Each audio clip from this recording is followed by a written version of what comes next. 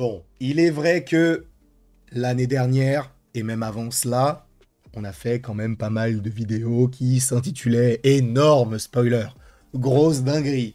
Mais quoi, la famille? Bon, ça, ce n'est jamais arrivé. Je n'ai jamais appelé une vidéo qui s'appelle Mais quoi, la famille. Un jour, je le ferai. Un jour, je le ferai. Et pour ceux qui étaient là devant cette vidéo, vous aurez la référence. Quand est-ce que cela sortira? Peut-être d'ici 5 ans, comme dans 2 heures. C'est la folie du bonhomme. Non, c'est la fête chaque jour. Avec moi, c'est la fête chaque jour. En tout cas, je suis très content de vous retrouver aujourd'hui pour une nouvelle vidéo en lien avec l'univers Marvel et encore en lien avec Avengers Doomsday. Alors oui, peut-être que vous entendez que ma voix est un petit peu cassée, c'est parce qu'hier, je suis allé voir un match de foot et que, bon, bah, j'ai un peu crié. Et du coup, bon, j'ai plus trop de voix. Mais cela n'empêche, ce n'est pas parce que je n'ai pas la voix que je n'ai pas la pêche. Et ça rime en plus. J'aime bien. J'aime bien. En tout cas, aujourd'hui, on va parler d'Avengers Doomsday. Donc, si tu ne veux absolument rien savoir concernant ce projet, parce que là, ce n'est pas comme la vidéo précédente où on allait sur un article de Variety. Non. Là, on va directement aller sur Twitter via My Time to Shine qui a dévoilé pour ses abonnés payants, et j'en fais partie, un scoop plutôt intéressant. Et on est en droit de se poser quand même pas mal de questions. Donc, si tu ne veux rien savoir, puis pauvre fou. Et si tu veux savoir, reste, installe-toi, gare-toi, n'écoute pas les vidéos dans ta voiture et pose-toi. On est parti. Let's go, comme dirait Mario. Non, je pense qu'il n'y a pas que lui qui le dit. On va lire le tweet en question qui est très court, mais qui est en soi lourd de sens. My Time to Shine. Bonjour. Il tourne actuellement des scènes avec le manoir des X-Men pour Avengers Doomsday. Et en vrai, on peut se dire, bah oui, c'est cohérent. Mais pas forcément. C'est-à-dire que je pense qu'on pouvait se dire que dans Avengers Doomsday, on aurait les Avengers de notre côté, donc dans l'univers, comme il l'appelle, 616 du côté du MCU, mais d'autres univers donc viendraient sur cet univers-là. Et donc, que ce soit un petit peu comme Avengers Infinity War, où plusieurs pôles différents se rejoignent sur Terre. C'est un petit peu le principe. Sauf que là, on te dit que, a priori, on va tourner dans le manoir des X-Men. Donc, il y a une reconstitution du manoir des X-Men. Donc, c'est plutôt intéressant.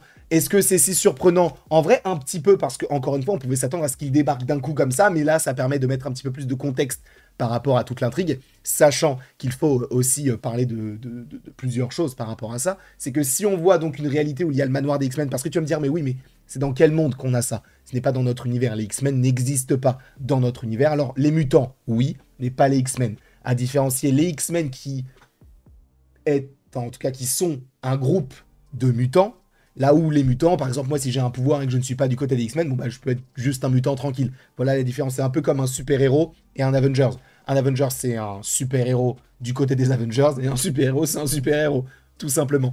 Donc, en fait, ce qui est intéressant par rapport à ça, c'est qu'on nous... Logiquement, ça nous dit qu'on va être dans un autre univers dans ce film-là. Et en vrai, encore heureux, puisque c'est Avengers Doomsday. Donc ça paraît très logique qu'on voit un nouvel univers, puisqu'il y aura Doom et que Doom n'appartient pas non plus à notre univers. Mais au-delà de ça, cela peut aussi nous montrer que, eh bien, on aura d'autres univers qui seront montrés. L'univers des 4 Fantastiques, par exemple. Peut-être qu'on aura bel et bien une scène où on comprendra qu'ils vont arriver du côté du MCU, tout comme il y aura supposément une scène qui arrivera par rapport à ce petit projet-là. Je ne sais pas. Peut-être qu'il y aura bel et bien les X-Men, boum, il y a un trou, et on va dedans, et on va dans l'univers du MCU. Je ne sais pas du tout comment ça va se matérialiser, parce qu'en fait, le problème aussi qu'on a là-dessus, c'est que pour l'instant, on n'a pas de visuel d'une incursion. Alors, on a déjà vu les problèmes d'une incursion, enfin, comment dire, les résultats plus d'une incursion, parce qu'on l'a vu dans Doctor Strange in the Multiverse of Madness, on voit à peu près à quoi ressemblerait un univers où il y a eu une incursion, mais au-delà de ça, bah c'est trop flou pour nous, c'est un petit peu trop flou. Donc, l'idée serait possiblement, ce qu'il nous faudrait, c'est de voir en fait à quoi ça ressemble une incursion. Et donc, si on va dans tel univers, ça pourrait être crédible. Donc, à voir s'ils le feront. D'ailleurs, ce qui aussi est intéressant, c'est de savoir de quel univers est-ce que nous parlons. On parle de quoi, là? On parle de quel univers? On te parle de l'univers des X-Men, mais un petit peu, enfin une autre époque, et du coup, qui correspond à un autre univers, comme ça avait été le cas dans Deadpool et Wolverine, comme ça a été le cas dans Logan, hein, puisque ça se passe dans le même univers que les X-Men, mais à une autre temporalité. On est en fait dans quel monde?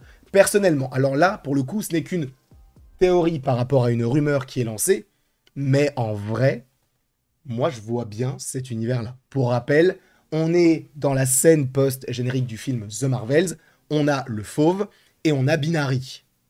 D'accord?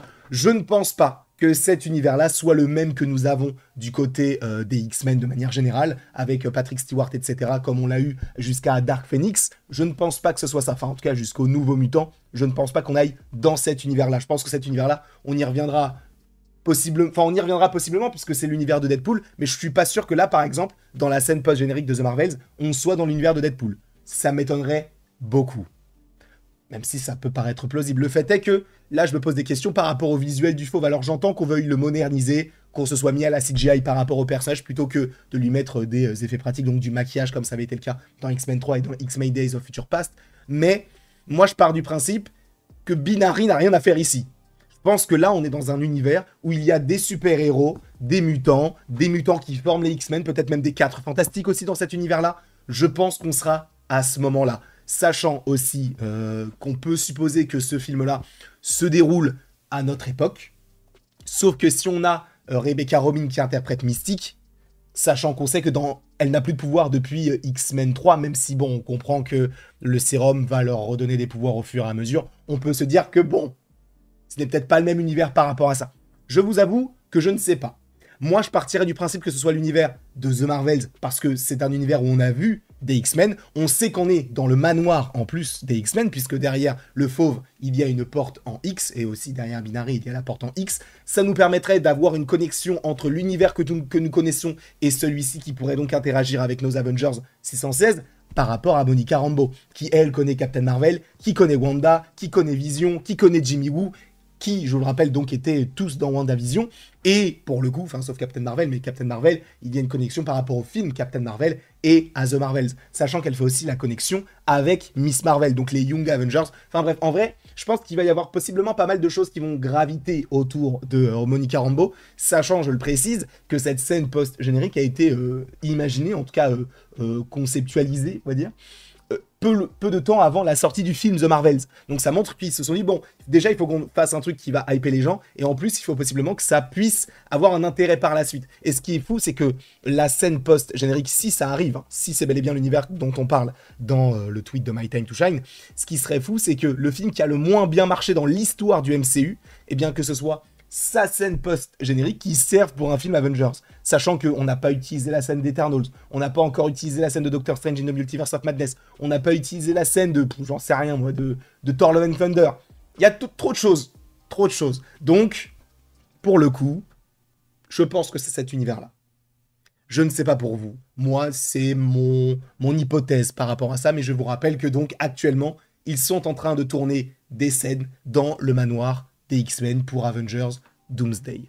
En tout cas, je vous remercie beaucoup d'avoir été présent devant cette vidéo. S'il y a de nouvelles choses à évoquer, s'il y a des updates à faire, on sera là pour vous en parler. N'hésitez pas à aimer la vidéo, à la partager, à la commenter, à vous abonner si ce n'est pas déjà le cas. Et après tout ceci, il ne me reste plus qu'à vous dire à la prochaine pour la prochaine. Et encore une fois, merci beaucoup à vous d'avoir été présent. On se retrouve d'ici quelques temps pour de nouvelles vidéos, pour de nouvelles aventures. Et d'ici là, encore une fois, passez une excellente journée.